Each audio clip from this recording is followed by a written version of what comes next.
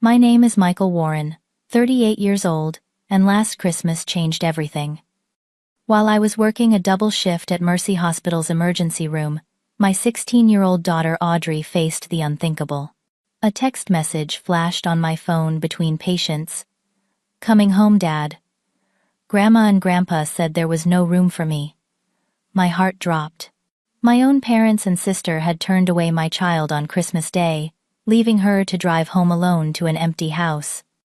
Before I continue this heartbreaking story, please let me know where you're watching from, and hit that like and subscribe button. Trust me, what happened next changed our family forever. 6 years ago, my world collapsed when my wife Rebecca lost her battle with ovarian cancer. She fought bravely for 18 months, but in the end, the disease was too aggressive. At 32, I became both mother and father to our 10-year-old daughter Audrey. Those early days were a blur of grief, hospital shifts, and trying desperately to help Audrey process her mother's death. Initially, my parents Harold and Eleanor Warren stepped up. They lived about 20 minutes away in the same suburb of Boston, and would often take Audrey after school when my shifts ran late. My younger sister Diana, married with 2 children of her own, also helped occasionally, though her assistance always came with unsolicited parenting advice. "You're not strict enough with her," Diana would say. While watching Audrey do homework, Rebecca would have been more structured. These comments stung, but I brushed them off. After all, they were helping, and I was grateful for any support during those dark months following Rebecca's funeral. My career as an emergency physician had always been demanding, but I managed to arrange my schedule to be present for Audrey's important moments. I made it to every school concert, parent-teacher conference, and even coached her soccer team for 2 seasons. The hospital administration was understanding, allowing me to swap shifts with colleagues when necessary. Still, there were nights when I would come home exhausted after treating everything from heart attacks to car accident victims, only to find Audrey asleep with her homework spread across the kitchen table waiting for my help. Before Rebecca died, Audrey had been outgoing and confident, the kind of child who made friends easily and loved performing in school plays. Grief changed her. She became quieter, more introspective. Around the time she turned 13, she discovered photography. Rebecca had been an amateur photographer, and Audrey found comfort in looking through her mother's old camera equipment. Soon she was carrying a camera everywhere, capturing everything from neighborhood cats to stunning sunset compositions. Photography became her outlet, her way of processing the world. I encouraged this passion, even converting our rarely used dining room into a small studio space where she could edit photos and display her work. My parents, however, viewed this hobby with skepticism. "She spends too much time with that camera," my father would comment during Sunday dinners at their house. "What about practical skills? College applications? Sports?" "Harold, she's expressing herself," I would counter. "The school counselor says creative outlets are healthy for processing grief." My mother would purse her lips but say nothing. Diana, however, always had something to add. "My Jacob is taking advanced placement classes and playing varsity basketball. Colleges look for well-rounded students." Michael, Jacob, my 14-year-old nephew, was indeed accomplished. Diana and her husband Patrick had structured every minute of his life since preschool. Their daughter Amanda, 12, was similarly scheduled with violin lessons, competitive swimming, and accelerated math programs. They were bright, talented kids, but sometimes I wondered if they ever had time to just be children.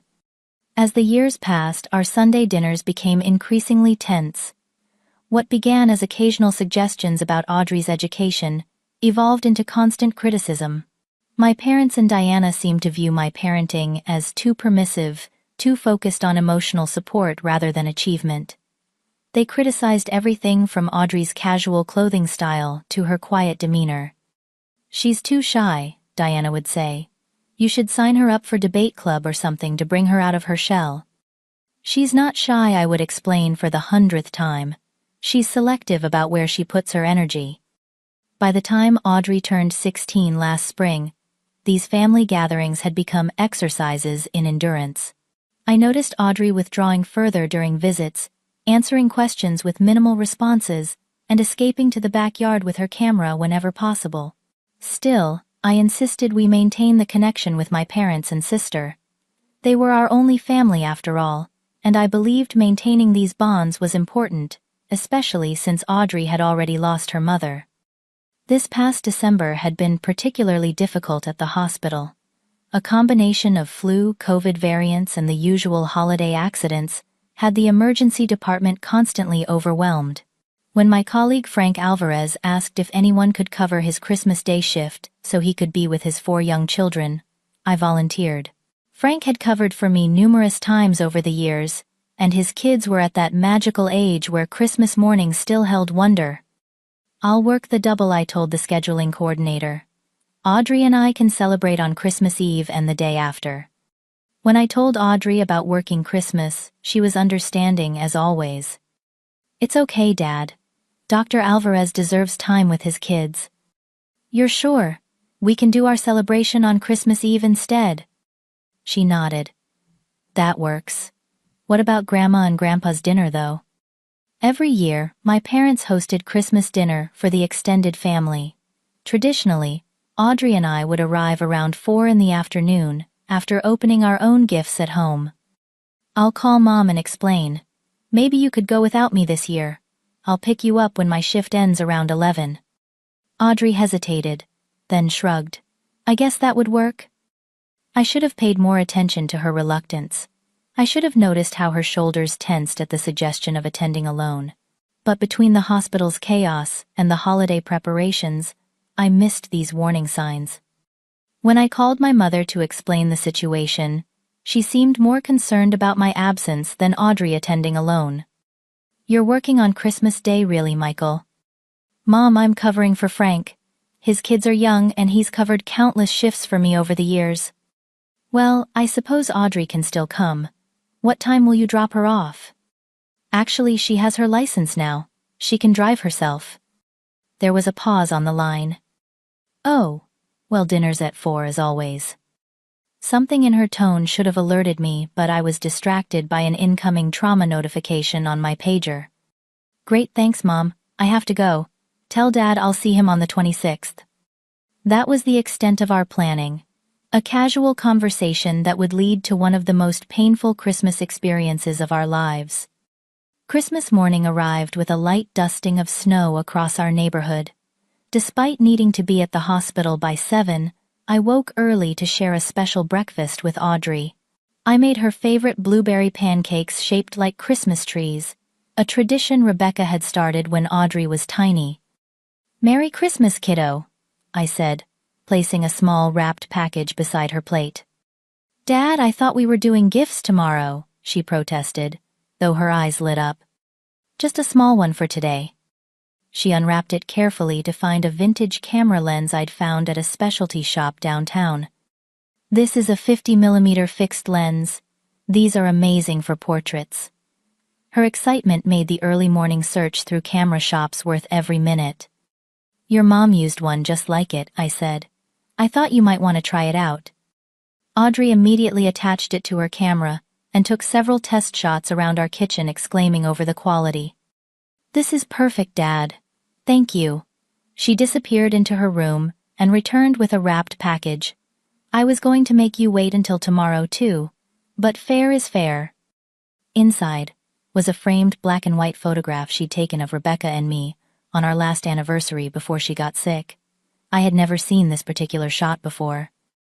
"I found it going through Mom's old memory cards," Audrey explained.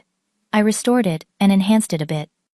The image captured a moment of pure joy between Rebecca and me dancing in our backyard under string lights.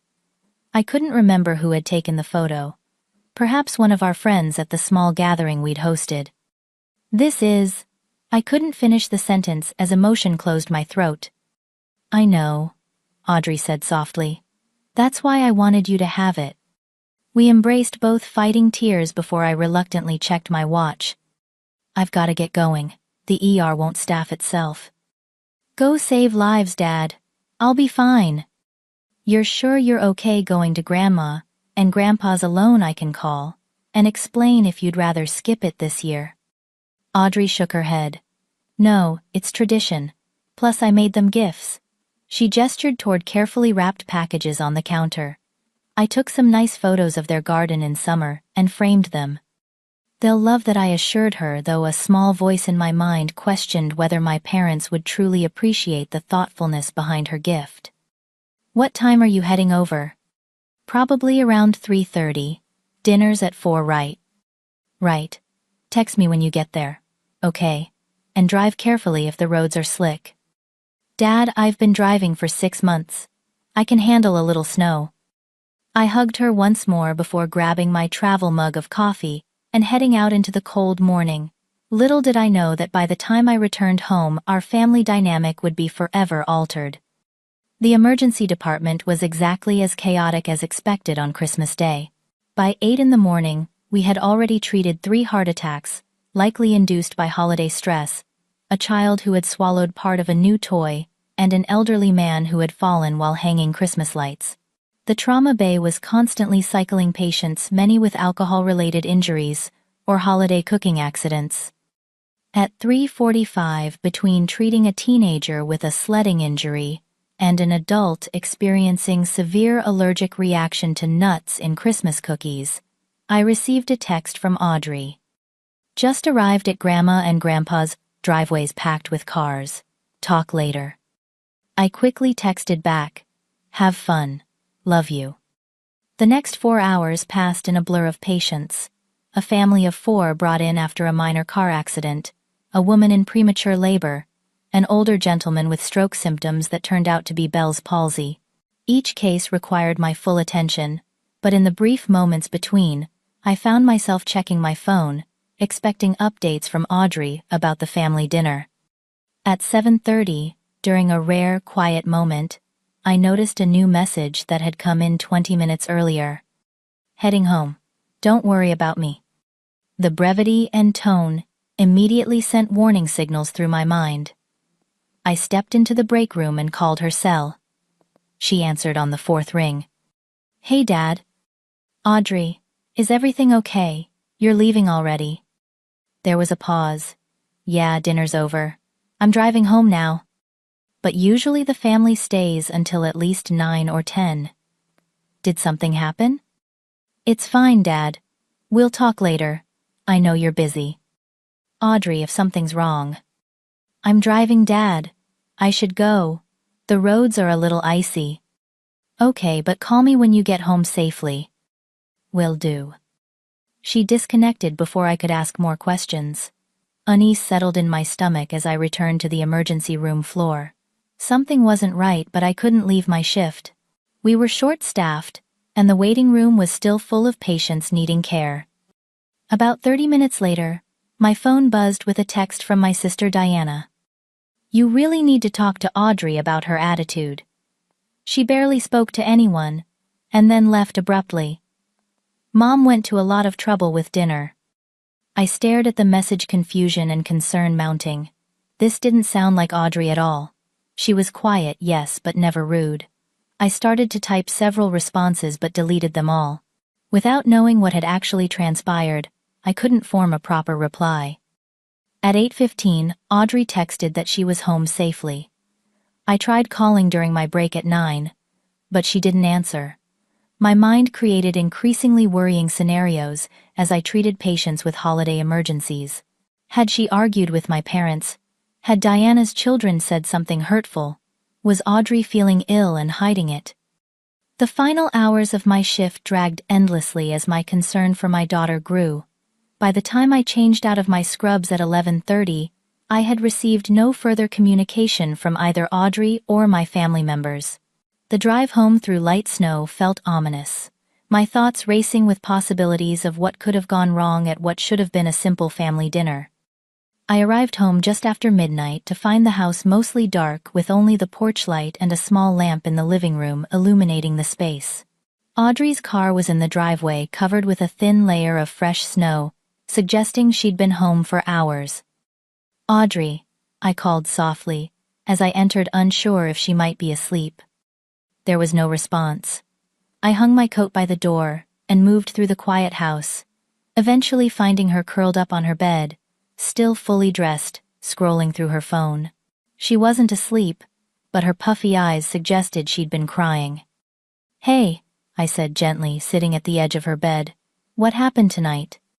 She shrugged, not making eye contact. "Nothing important." "Audrey, please?"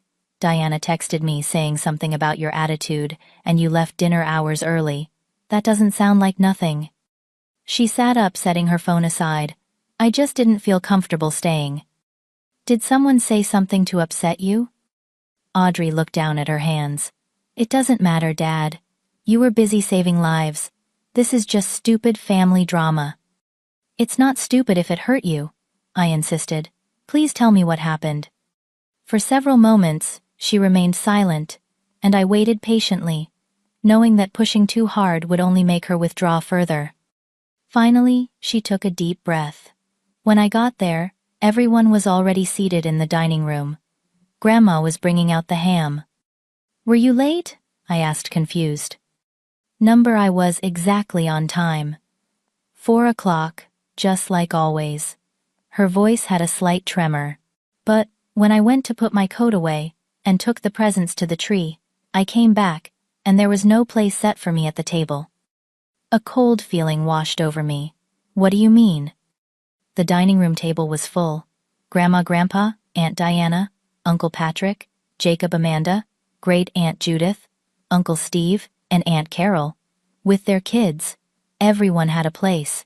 When I stood there looking confused, Grandma just glanced up and said, "Oh, Audrey, there's no room for you at this table.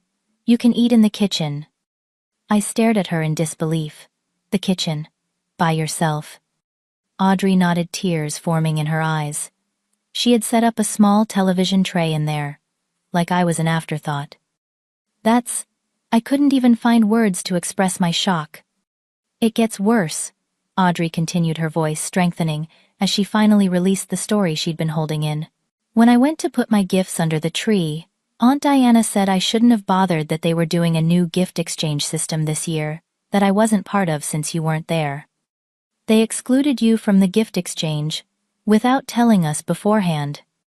Grandma said she assumed I wouldn't come without you, that it didn't occur to her I would show up alone."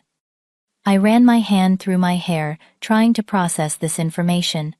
"But we specifically discussed you going alone. I talked to Mom about it." "Well," she acted surprised to see me. She kept saying things like, "Oh, we thought since Michael couldn't make it," and "we just didn't plan for an extra person." Audrey paused, then continued with a steadier voice, as if having started her story, she was determined to reveal it all. "So, I went to the kitchen with my plate. I could hear everyone laughing and talking in the dining room. Jacob came in once to get more soda and asked why I was sitting alone. When I explained, he just shrugged and said, 'That's weird,' then went back to join everyone." My heart ached, imagining her eating alone while family celebrated just one room away. After dinner, I tried to join everyone in the living room. I sat on the floor since all the seats were taken. Grandpa started talking about Jacob's basketball scholarship offers, and then Amanda's violin recital. Aunt Diana asked me if I was still just taking pictures, or if I had found a real interest yet. She said that my anger was building with each new detail. Audrey nodded. Then Grandma asked if I had applied to any colleges yet, and before I could answer about the photography programs I'm researching, Aunt Diana said that creative arts degrees were expensive hobbies, and I should consider something practical, like Jacob. I closed my eyes briefly, imagining my daughter subjected to this dismissive treatment while I was miles away treating strangers. "Why didn't you call me?" I asked softly. "Because you were working. What could you have done? Left the ER on Christmas to come rescue me from Grandma's passive-aggressive comments?" She wiped away tears with the back of her hand. "Anyway, after about an hour of sitting there being ignored or criticized, I went to the bathroom. When I was coming back, I overheard them talking in the kitchen." Her voice dropped lower. "They were talking about you, Dad. About how you're failing as a parent by letting me waste time on photography instead of building a real future. Grandpa said you were too permissive that Mom would be disappointed in how I'm turning out. That was the moment my blood truly began to boil. Using Rebecca's memory as a weapon against our daughter was unforgivable. Aunt Diana said you were still playing the widower card to avoid family obligations, and that's why you were working on Christmas instead of being there. Audrey's voice cracked. They had no idea I could hear everything. What did you do then?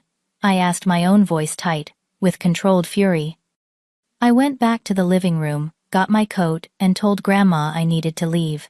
She asked why, and I just said I wasn't feeling well. Uncle Steve's wife Carol offered to drive me home, but I said I was fine to drive. Grandma insisted I take some leftovers, acting all concerned suddenly, but I just wanted to leave. And no one tried to convince you to stay.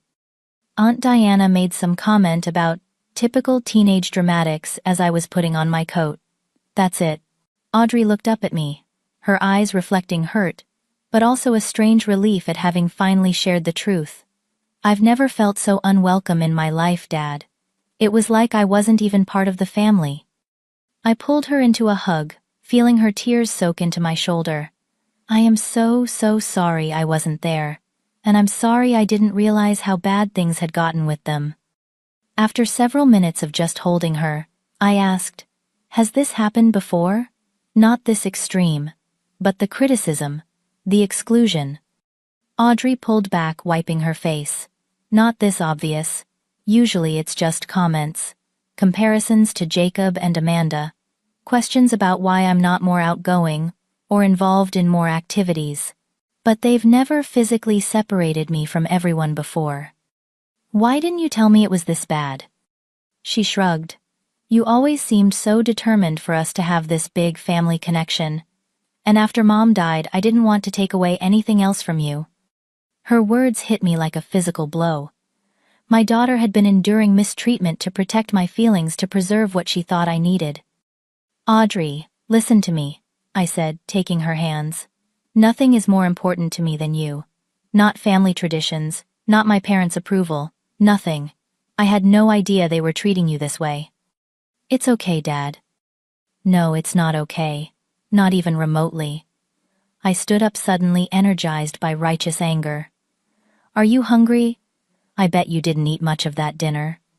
She shook her head. Not really. Well, I'm starving after that shift. Let's go raid the refrigerator and have our own Christmas meal. In the kitchen, I pulled out leftovers from our Christmas Eve dinner the night before, microwave turkey and stuffing, and made hot chocolate with extra marshmallows, another of our traditions. As we sat at our kitchen counter eating our midnight Christmas dinner, I made a silent vow that this situation would not continue. My parents and sister had crossed a line, and it was time I stood up for my daughter in a way I should have done years ago. After our impromptu midnight meal, neither Audrey nor I felt like sleeping. The revelation of how my family had treated her left me cycling through emotions, shock, guilt, and an overwhelming anger that threatened to consume me. I considered driving straight to my parents' house to confront them, but reason prevailed. Nothing productive would come from a middle-of-the-night confrontation fueled by raw emotion. Instead, Audrey and I moved to the living room with our hot chocolates, settling into the comfortable old sectional sofa that had witnessed so many movie nights, homework sessions, and heart-to-heart talks over the years. I keep thinking about what I could have done differently, Audrey said quietly, staring into her mug. Maybe if I had been more outgoing like Amanda, or had achievements they valued like Jacob. Stop right there, I interrupted gently. This isn't about anything you did or didn't do. Their behavior was completely inappropriate and unkind, period. But why don't they like me, Dad? What did I do wrong? The vulnerability in her question broke my heart. I set my mug down and turned to face her directly. You have done absolutely nothing wrong. This is about their narrow expectations and judgments, not about who you are. I took a deep breath, organizing my thoughts. Some people, even family, have very rigid ideas about what success looks like, what paths are valuable. They can't see beyond their own limited perspective. But they're always so proud of Jacob and Amanda. Jacob and Amanda are wonderful kids who happen to excel in areas that your grandparents and Aunt Diana value traditionally, academics and competitive activities. That doesn't make their paths better than yours, just different. Audrey pulled her knees up to her chest, making herself smaller. Last Thanksgiving, Grandpa asked me what colleges I was looking at.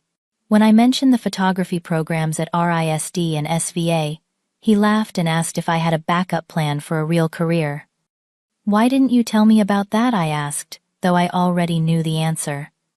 You were on call that weekend, remember? You got called back to the hospital right after dinner. And when you got home, you were so exhausted.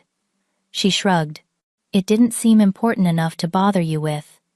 Each revelation was another twist of guilt in my stomach. How many times had Audrey protected me from knowing about these hurtful interactions? I want you to promise me something, I said firmly. From now on, you tell me when anyone, family included, makes you feel less than or dismisses your passions. That's important information for me to have. She nodded reluctantly. I just didn't want to create drama between you and your parents. After Mom died, they were there for us, and I thought, you thought you owed them tolerance of their bad behavior. I finished for her. Audrey, support that comes with conditions isn't really support. Real love doesn't require you to make yourself smaller or change who you are. We sat in silence for several minutes, the only sound the occasional crackling from the gas fireplace I had turned on to combat the winter chill. What happens now? Audrey finally asked. Are we going to stop seeing them? The question hung in the air while I considered our options. Complete estrangement seemed extreme, but continuing as if nothing had happened was impossible. I think we need clear boundaries, I said slowly.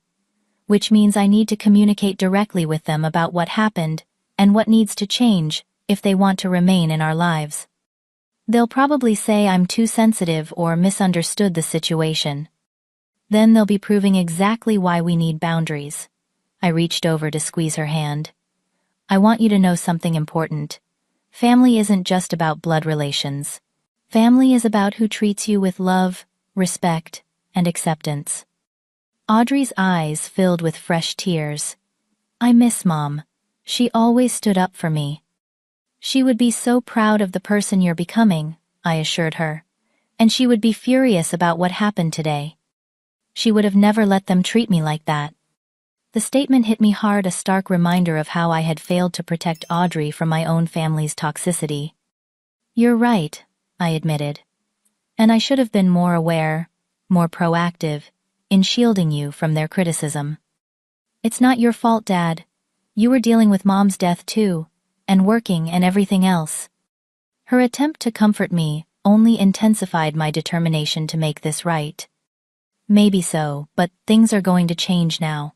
I promise you that. We talked until nearly 3 a.m, delving into other incidents I had missed or minimized over the years. A pattern emerged of subtle but persistent criticism directed at Audrey, and by extension my parenting. Each story reinforced my resolve to address this situation decisively.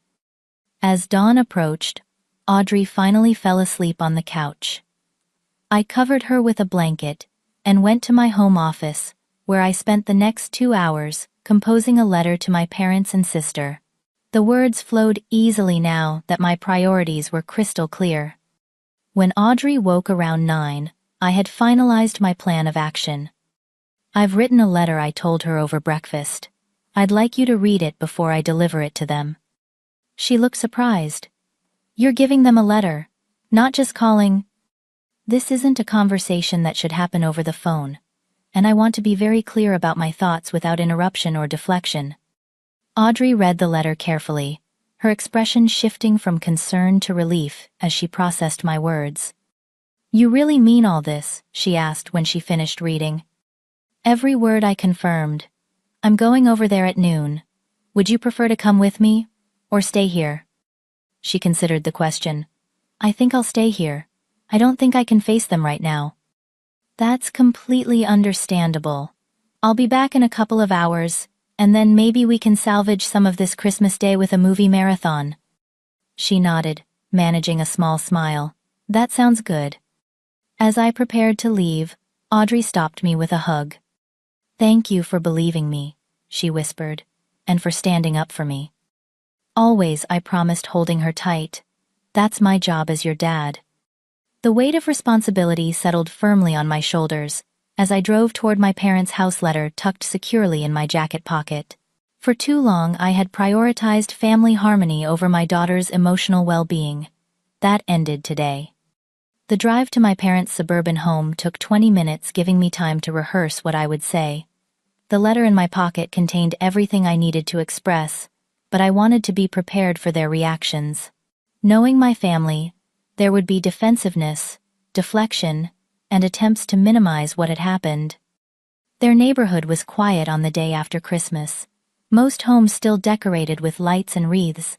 My parents' house, a colonial-style two-story, where I had grown up, looked peaceful with its tasteful holiday decorations. It was hard to reconcile this image of traditional family warmth with the cruelty Audrey had experienced here just yesterday. Both my parents' cars were in the driveway, along with Diana's SUV.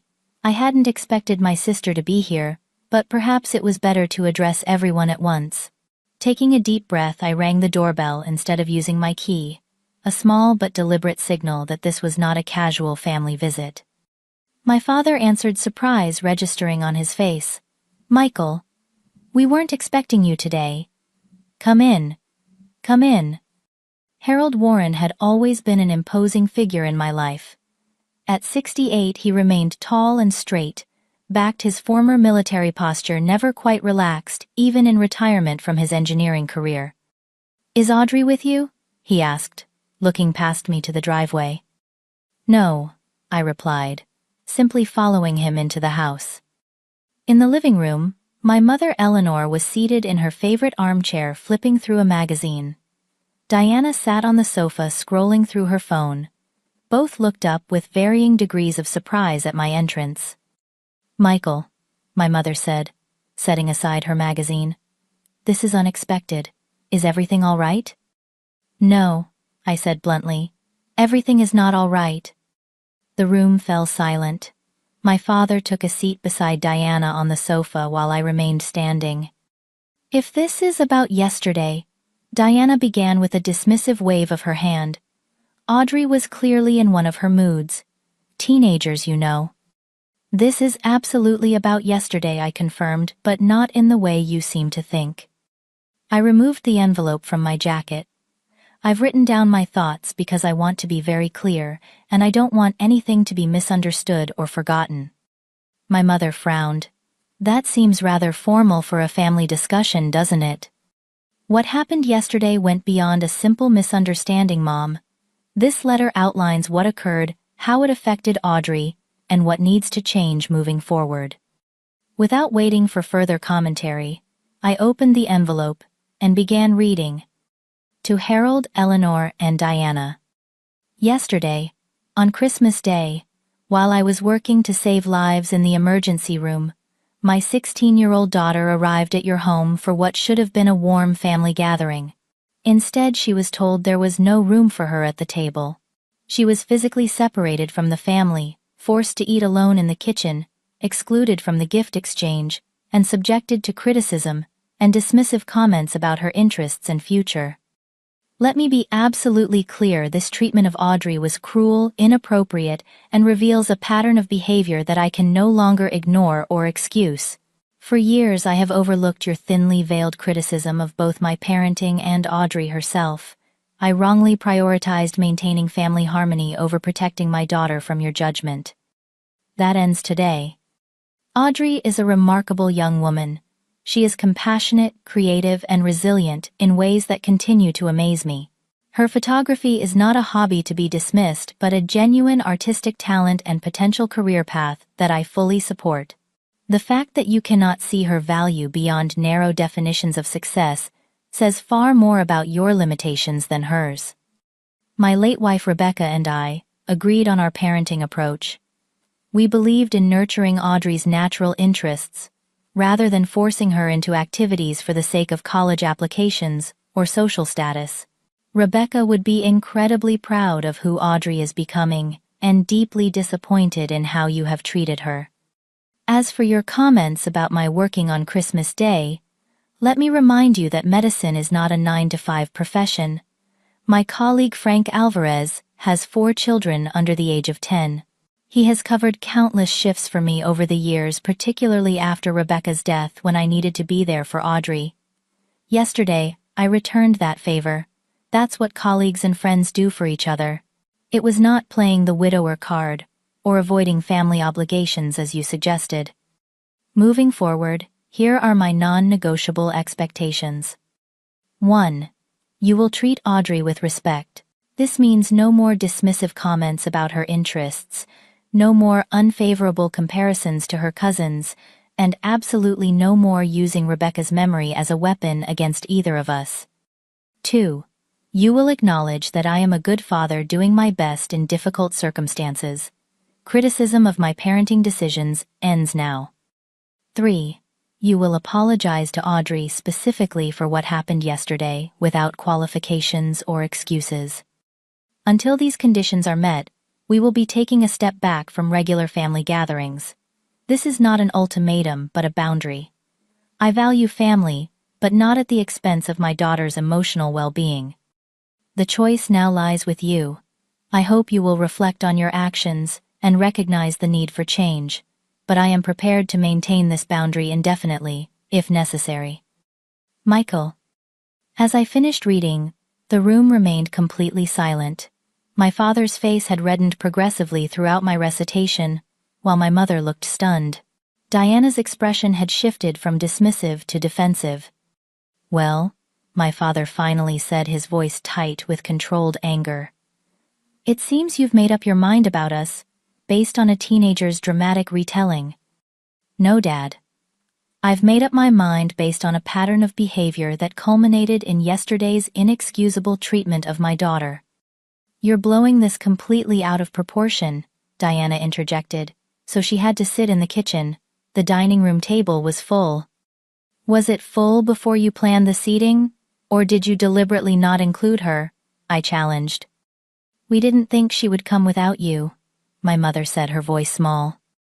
That's not true and you know it. I specifically called and told you Audrey would be coming alone.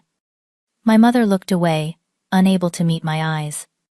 Even if there had been some miscommunication about the seating, I continued, that doesn't explain excluding her from the gift exchange, or the comments about her interests and future. We're just concerned about her prospects, my father said, his tone softening slightly, in an attempt at reasonableness. Photography isn't exactly a stable career path. That's not your decision to make or judge, Dad. Audrey is my daughter, and I support her pursuing what she loves. Michael, my mother tried again. We love Audrey. We just want what's best for her. What's best for her is unconditional support and respect, not criticism and exclusion. Diana stood up suddenly. This is ridiculous. You've always been too sensitive, Michael, and now Audrey is the same way. We can't walk on eggshells worrying about every little thing we say. Basic respect isn't walking on eggshells, Diana. And making a 16-year-old eat alone on Christmas isn't a little thing. So what now? My father demanded. You're going to cut us off because of one dinner. I'm establishing boundaries. I corrected him. As I said in the letter, how we proceed depends on your willingness to acknowledge the harm done and commit to treating Audrey with respect going forward. And an apology, my mother added quietly. You mentioned an apology. Yes. A sincere one, directly to Audrey. My father stood up, pacing the room with agitation. This is how you repay everything we've done for you and Audrey over the years. After Rebecca died, who was there? Who helped with childcare, with meals, with support? I've always been grateful for that support, Dad. But help that comes with the expectation of control, or the right to belittle, isn't really help at all. We've never belittled Audrey, my mother protested. Telling her that her passion is just a hobby, comparing her constantly to Jacob and Amanda, suggesting that her mother would be disappointed in her choices. What would you call that? No one had an answer for that. "I should go," I said, returning the letter to its envelope and placing it on the coffee table. "You have my number when you're ready to discuss this further." "That's it?" Diana asked incredulously. "You drop this bomb and just leave?" "I've said what I needed to say. The next step is yours." I moved toward the door, then paused. "One more thing. Audrey mentioned you prepared leftovers for her to take home yesterday. Was that after you had already seated her separately and excluded her from the gift exchange?" My mother nodded reluctantly. "So the kindness came only after the harm was done. That's something to think about." With that, I left, closing the door firmly behind me. As I walked to my car, I heard raised voices from inside the house. They were arguing among themselves, perhaps already trying to reframe the narrative in a way that absolved them of responsibility. The confrontation had gone largely as expected. There had been denial, defensiveness, and attempts to minimize what had happened. But I had said my piece clearly and established firm boundaries. What happened next would depend on their capacity for self-reflection and change. As I drove home to Audrey, I felt a strange sense of relief despite the emotional intensity of the confrontation. For too long, I had compromised my daughter's well-being in an attempt to maintain family harmony. That burden had been lifted. Whatever came next, Audrey would know without doubt that I stood firmly in her corner. The immediate aftermath of my confrontation with my parents and sister was a flurry of text messages and voicemails, most expressing indignation rather than remorse. Diana sent a lengthy text suggesting I was overreacting and destroying the family over teen drama. My father left a terse voicemail about disrespect and ingratitude. My mother alone seemed somewhat reflective, her message, simply asking if we could talk again after everyone had calmed down. I showed none of these communications to Audrey. Instead, we spent the remainder of Christmas Day as promised, watching movies and enjoying leftovers. For the first time in months, I saw her truly relax, as if a weight had been lifted from her shoulders. The week between Christmas and New Year's was typically filled with family gatherings at my parents' house. This year, Audrey and I created our own traditions instead. We visited a photography exhibition she had been wanting to see, tried cooking new recipes together, and spent an afternoon volunteering at the local animal shelter, something Rebecca had always done during the holidays. At work, I was surprised by the support I received when colleagues noticed my subdued mood, and I shared a simplified version of what had happened. "Family can be the source of our deepest wounds," said Linda Chen, one of our veteran nurses, after hearing my story. "Standing up for your daughter was absolutely the right thing to do." Frank Alvarez, whose Christmas shift I had covered, invited us to his family's New Year's Eve gathering. "No pressure," he assured me, "but Claudia always makes too much food, and the kids would love to see Audrey. Might be good for both of you to be around a somewhat functional family for a change." We accepted the invitation, and the contrast between the warm, chaotic Alvarez household and the rigid formality of my parents' home was striking. Frank's children, ranging from 4 to 9 years old, adored Audrey and begged her to take their pictures with the camera she had brought. Claudia Alvarez treated us like old friends rather than colleagues' family, insisting we take home containers of her homemade tamales and promising to teach Audrey her grandmother's secret recipe sometime. "This is what family gatherings should feel like," Audrey commented on our drive home. "Everyone just being themselves, no judgment." "The Alvarezes are good people," I agreed, glad to see her smiling after such a difficult week. As January began, I received a surprising email from my mother's sister, Aunt Patricia, who lived in Colorado and rarely kept in touch beyond holiday cards. Michael Eleanor called me quite upset about some Christmas drama. Her version sounded suspicious, so I thought I'd reach out directly. "How are you and Audrey really doing?" I appreciated her direct approach and responded honestly about what had occurred. Her reply came quickly. "I'm not surprised, unfortunately. Eleanor and Harold have always had very specific ideas about success and family roles. Diana learned from the best how to be judgmental. I experienced similar treatment when I chose to become an artist rather than pursuing the teaching career they thought appropriate for a woman of my generation. Sometimes, distance is the only healthy option. Please tell Audrey her great-aunt is very proud of her photographic pursuits and would love to see her work sometime. This unexpected alliance was heartening. I shared Patricia's message with Audrey, who immediately looked up her great-aunt's artwork online and discovered she was actually a well-respected sculptor, with pieces in several museum collections. How did I not know about her? Audrey wondered aloud. No one ever talks about Aunt Patricia's art. Probably because it doesn't fit the family narrative of what constitutes success, I suggested. The discovery of Patricia's artistic career inspired Audrey to reach out directly, initiating an email correspondence that quickly evolved into weekly video calls where they discussed art creative processes and the challenges of pursuing creative passions when others don't understand their value. January also brought an unexpected development from Diana. After nearly 3 weeks of defensive messages and attempts to convince me I was overreacting, her tone suddenly changed. Her son Jacob had experienced exclusion at a basketball team event, coming home in tears after older teammates had deliberately left him out of post-game activities. "I've been thinking about what you said," Diana's message read. Seeing Jacob hurt made me realize how Audrey must have felt. I still think some of this was miscommunication, but I shouldn't have been so dismissive of her feelings or her interests. Would she be willing to talk to me? I shared the message with Audrey, making it clear the decision was entirely hers. "I don't know," she said thoughtfully. "Is she actually sorry? Or just sorry? Because now she knows how it feels when it happens to her kid." "That's a fair question," I acknowledged. "Sometimes people can only develop empathy through personal experience.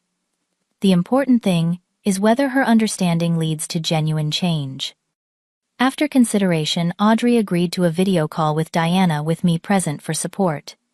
The conversation was initially awkward, but evolved into something resembling genuine dialogue. "I always thought you were just shy, or going through a phase," Diana admitted. "I never considered that our family dynamic might be pushing you away." "I'm not shy," Audrey explained patiently. "I'm just selective about where I put my energy. And photography isn't a phase, it's my passion." Diana seemed to actually listen, asking questions about Audrey's photography projects and future plans, without immediately dismissing them as impractical. By the end of the call, there was a tentative truce, though I reminded both Diana and myself that real change would require consistent effort over time, not just one positive conversation. My mother reached out next, requesting a face-to-face meeting without my father present.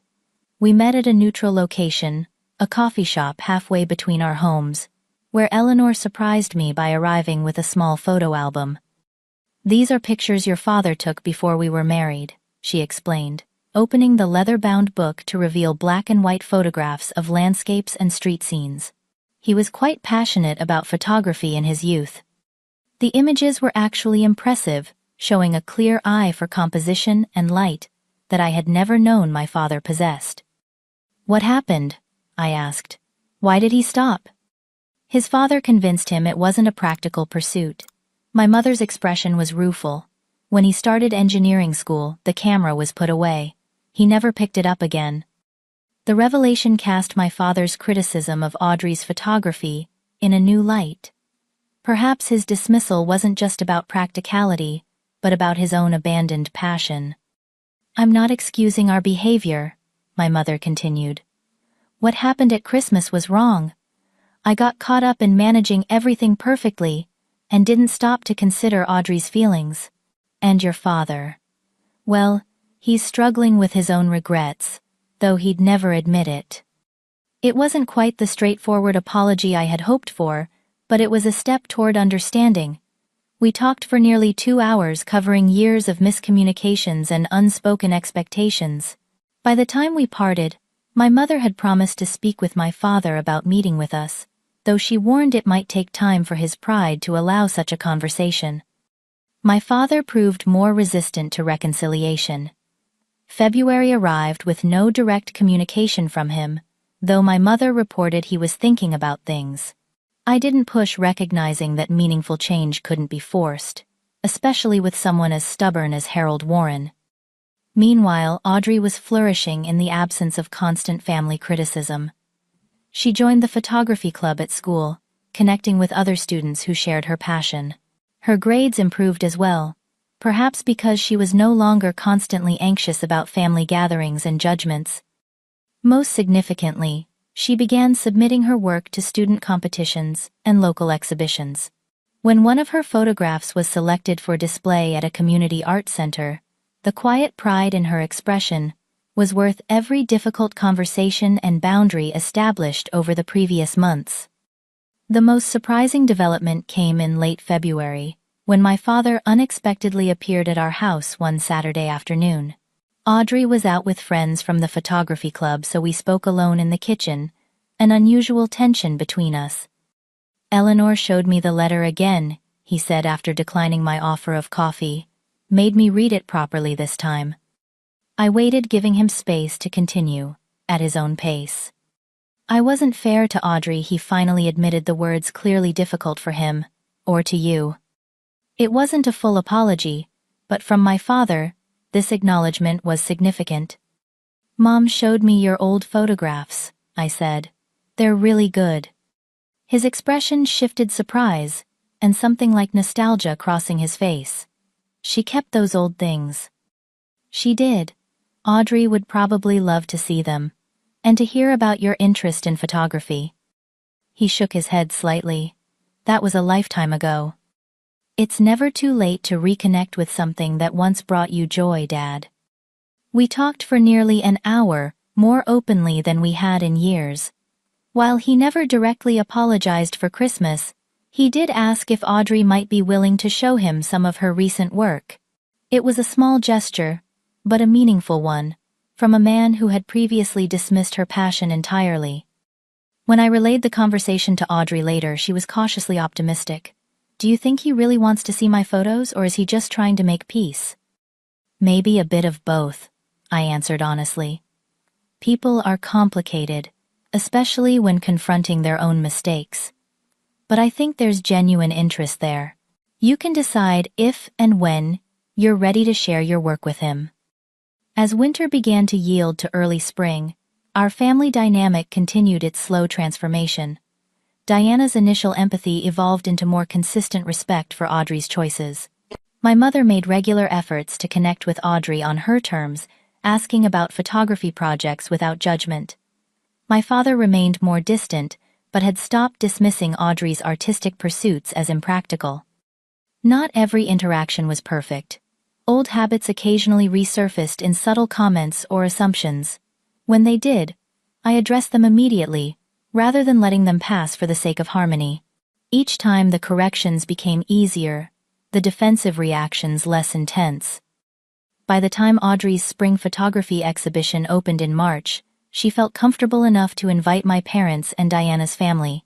Their attendance was a quiet acknowledgement of her talent and dedication, even if they didn't fully understand her artistic vision.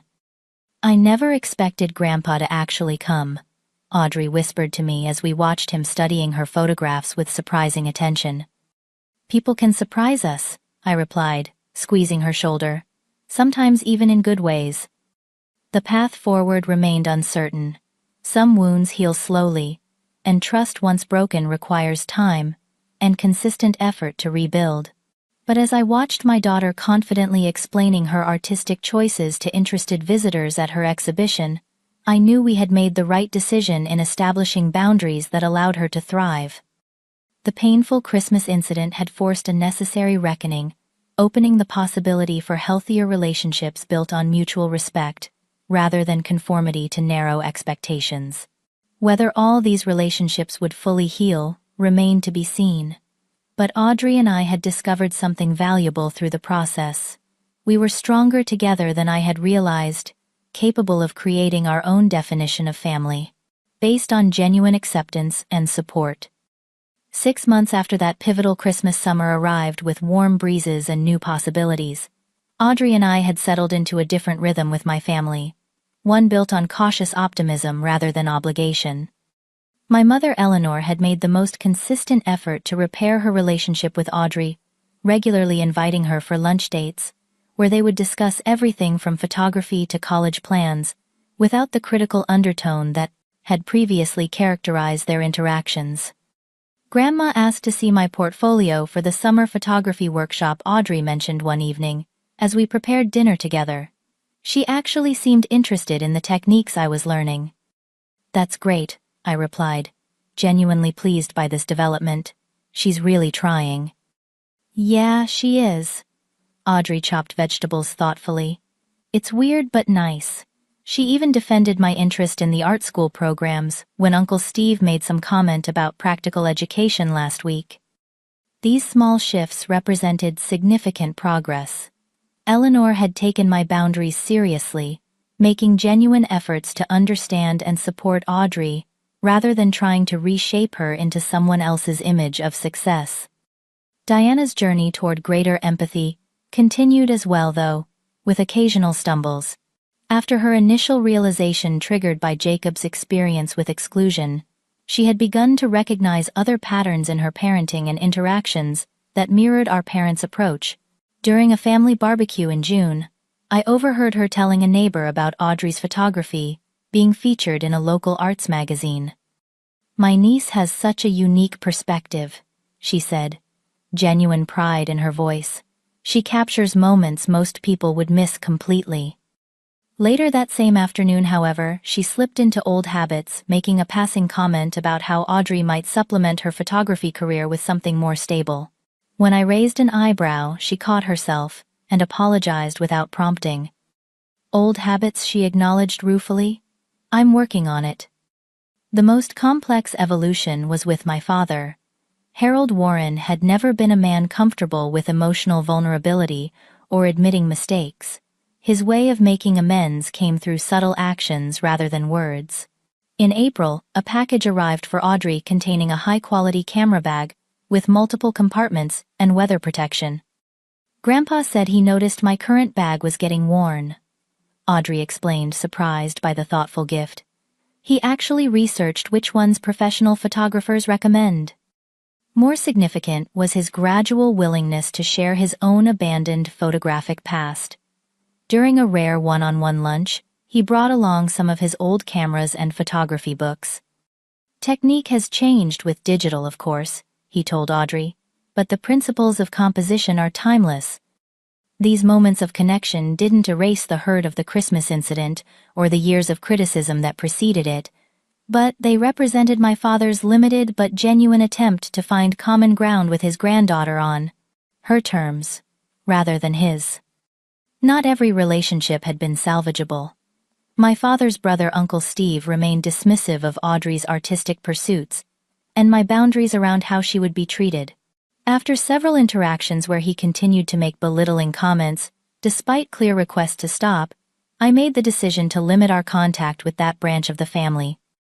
Some people aren't capable of the self-reflection necessary for change. I explained to Audrey, after a particularly unpleasant exchange with Steve at a family gathering. It's okay to maintain distance from relationships that remain harmful, even if they're family. This selective approach to family relationships proved healthier than the all-or-nothing participation that had previously been expected. We attended gatherings where we felt welcomed and respected and declined those that seemed likely to undermine Audrey's confidence or our boundaries. Perhaps the most unexpected development came from outside our immediate family circle. The support network that emerged in the absence of traditional family connections enriched our lives in ways I hadn't anticipated. Frank and Claudia Alvarez became regular fixtures in our weekend plans, their children adopting Audrey as an honorary big sister. Linda Chen from the hospital introduced Audrey to her daughter, who ran a small photography business, resulting in a summer internship opportunity. Audrey's great-aunt Patricia, after months of virtual mentorship, invited Audrey to spend 2 weeks at her Colorado studio during summer break. The experience proved transformative, immersing Audrey in a community of working artists who validated her creative vision and offered practical guidance about pursuing arts, education, and career paths. They talk about art as a legitimate profession, Audrey told me during our nightly phone calls while she was in Colorado, not as a hobby or something to do on the side. Aunt Patricia introduced me to gallery owners and college professors who take my work seriously. When Audrey returned from Colorado, the change in her was remarkable. She carried herself with new confidence, speaking about her creative goals, without the hesitation or defensiveness that criticism from my family had previously instilled. As her senior year of high school approached, Audrey made a decision that would have been unthinkable before our Christmas reckoning. "I'm applying early decision to Rhode Island School of Design," she announced one evening. "It's my first choice, and Aunt Patricia thinks my portfolio is strong enough for a scholarship application." "That's fantastic," I said, genuinely thrilled by her clarity and confidence. "I think it's perfect for you. I know Grandpa still hopes I'll consider state schools with more practical majors as backups," she acknowledged. "But this is my path, Dad. I'm sure of it." "Then we'll make it happen," I promised. When Audrey shared her decision with my parents during a Sunday dinner in August, I watched carefully for their reactions. My mother offered congratulations without qualification, asking thoughtful questions about the program and campus. My father's response was more measured, but lacked the dismissive quality that would have been automatic a year earlier. "It's very competitive," he noted, but then added something that surprised us both. "But you've got real talent, Audrey. More than I ever did with a camera." The acknowledgement brought tears to Audrey's eyes, though she quickly blinked them away. "Thanks, Grandpa. That means a lot." Later that evening, as Audrey and I drove home under a sky painted with sunset colors she would have once stopped to photograph, she reflected on the journey of the past 6 months. "You know what's weird, Dad? If Christmas hadn't gone so horribly, we might still be stuck in the same pattern. Me feeling constantly judged but never saying anything. You trying to keep everyone happy, at the expense of what we needed." Her insight struck me with its wisdom. Sometimes it takes a breaking point to create necessary change. "I've been thinking about Mom a lot lately," Audrey continued. "About what she would think of everything that's happened." "She would be incredibly proud of you," I said without hesitation. "Your resilience, your talent, the way you've learned to value yourself." "And you," Audrey added. "She'd be proud of you too for standing up for me even when it was hard." The mention of Rebecca brought both sadness and warmth. In the years since her death, I had often found myself wondering what she would advise in difficult parenting moments. The Christmas confrontation had been the first time I'd felt absolute certainty about what she would have wanted me to do. As summer transitioned into fall, and Audrey began her senior year, the transformation in our lives continued to unfold in both subtle and significant ways. The college application process that might once have been fraught with family tension instead became an opportunity for Audrey to clearly articulate her vision for her future.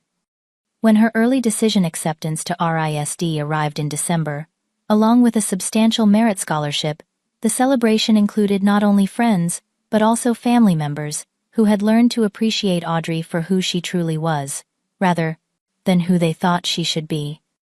The approaching holiday season inevitably brought reflections on the previous Christmas that had catalyzed so much change. Rather than returning to my parents' house and risking painful memories, we decided to host our own small gathering at our home. To my surprise, my parents and Diana's family readily accepted the change in tradition. "I think they're a little relieved, actually," Diana confided when we discussed plans. "Last year left everyone with regrets, even if some won't admit it directly." Our Christmas Eve dinner was smaller than my parents' traditional gathering, but warmer in all the ways that mattered. Audrey's photography was displayed prominently throughout our home, a visual reminder of the talent that had once been dismissed. My father spent time examining each piece, occasionally asking questions about technique or inspiration. As we sat around our dining table, every person present and accounted for with a proper place setting, I reflected on the profound lessons of the past year. True family is defined not by blood relation, but by respect, acceptance, and genuine support. Boundaries, though difficult to establish, are essential for healthy relationships. People have the capacity to change when confronted with the impact of their actions. though change happens at different rates and to different degrees. Perhaps most importantly, standing up for what is right, especially in protection of those who depend on us, is never the wrong choice, even when it creates temporary discomfort or conflict. Watching Audrey laugh with her cousins, confidently sharing stories about her college plans, I knew with certainty that the painful confrontation of last Christmas had been necessary.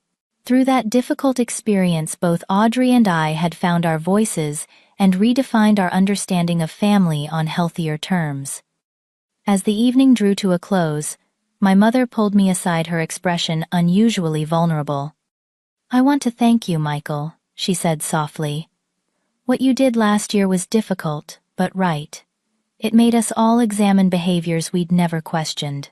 Our family is healthier now, because you had the courage to speak up." Her acknowledgement was unexpected but deeply appreciated. "It wasn't easy," I admitted, "but some things are worth fighting for." "Audrey is fortunate to have a father who understands that," she replied, glancing toward my daughter, who was showing my father how to use her new digital camera. "Rebecca would be proud of the parent you've become." The mention of Rebecca from my mother without manipulation or judgment felt like the closing of a circle. Perhaps we had finally reached a place where her memory could be honored authentically rather than weaponized. As we move forward into this new chapter of our lives, with Audrey preparing for college and new creative challenges, I carry these hard-won insights with me. The painful Christmas that tested our family bonds ultimately strengthened them in unexpected ways, transforming superficial connections into deeper, more authentic relationships, based on genuine acceptance rather than conformity. Have you ever had to stand up to family members to protect someone you love? What boundaries have you needed to establish in your own relationships? Please share your experiences in the comments below. And if this story resonated with you, consider subscribing and sharing it with others who might be struggling with similar family dynamics. Remember, sometimes the most loving thing we can do is stand firm in protection of those who depend on us, even when it means facing difficult conversations. Thank you for listening to our journey, and I wish you courage in navigating your own family relationships with both compassion and necessary boundaries.